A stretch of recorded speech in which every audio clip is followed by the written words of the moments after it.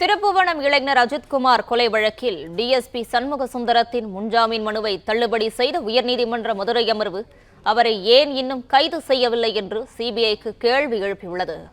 இதுகுறித்தான முழு விவரங்களோடு இணைந்திருக்கிறார் செய்தியாளர் சந்திரன். சந்திரன், வணக்கம். விவரங்களை வழங்கலாம். வணக்கம். கடப்புறம் பத்திரகாளியம்மன் கோவில் காவலாளி அஜித்குமார் கொலை வழக்கில் காவல்துறை துணை கண்காணிப்பாளர் சண்முகசுந்தரம் முன்ஜாமீன் கோரிய மனு முன்ஜாமீன் வழங்க சிபிஐ தரப்பில் கடும் எதிர்ப்பு தெரிவிக்கப்பட்டது. மனுவை திரும்ப பெற்றால் மனுவை தள்ளுபடி வேண்டும் மதுரை அமர்வு கூறியுள்ளது. காவல்துறை கண்காணிப்பாளர் ஏன் இன்னும் கைது செய்யவில்லை நீதிபதி கேள்வி எழுப்பியுள்ளார். திருப்புவனம் மடப்புறம் பத்திரகாளியம்மன் கோவில் காவலாளி பணிபுரிந்த அஜித்குமார் கடந்த 25 ஜூன் 27 நகை காணாமல் போன தொடர்பான புகார் தனிப்படை காவலர் விசாரணை நடத்தினர். ஜூன் 28 காவலர் கடுமையாக தடுப்பில் அவர் கொலை செய்யப்பட்டார். இந்த கொலை வழக்கில் 5 தனிப்படை காவலர்களான கண்ணன், ராஜா, ஆனந்த், பிரபு, சங்கரமணி 5 பேர் கைது செய்யப்பட்டு மதுரை மத்திய சிறை அடைக்கப்பட்டனர்.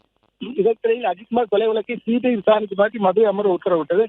அஜித்குமார் கொலை சம்பவத்தில் பணியின் போது இருந்தால் மானாமதுரை சிறை டிஎஸ்பி சண்முக சுந்தரம் மற்றும் திருப்பூர் காவல்நிலைய ஆய்வாளர் ரமேஷ்குமார், சார்பு ஆய்வாளர் சிவகுமார், தலைமை கையாளர் உள்ளிட்ட 4 பேரும் வழக்கில் சேர்க்கப்பட்டனர்.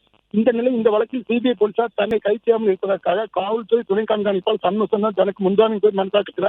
இந்த மனு நீதிபதி ஸ்ரீமதி முன்பாக விசாரணைக்கு வந்தது. அப்பொழுது சிபிஐ தரப்பில் இந்த வழக்கு ஏற்கனவே கைது செய்யப்பட்ட காவலர்களுக்கு நீதிமன்றம் ஜாமீன் வழங்கவில்லை, மனுதாரருக்கு முன்ஜாமீன் வழங்கக்கூடாது, அவரை காவல் எடுத்து விசாரிக்க வேண்டிய மனுவை தள்ளுபடி செய்ய வேண்டும் என வாதிட்டார். அதைத் தொடர்ந்து நீதிபதி ஏன் இதுவரை கைது செய்யவில்லை என கேள்வி எழுப்பினார். அதைத் தொடர்ந்து மனுவை திரும்ப பெறுவதாக கூறிய தொடர்ந்து மனுவை தள்ளுபடி செய்து உத்தரவிட்டுள்ளனர். பிளே ஸ்டோர் மற்றும் ஆப் ஸ்டோரில் இருந்து பாலிமர் செயலியை QR கோடு மூலம் பதிவிறக்கம் செய்யுங்கள். செய்திகளை உடனுக்குடன் பெறுங்கள்.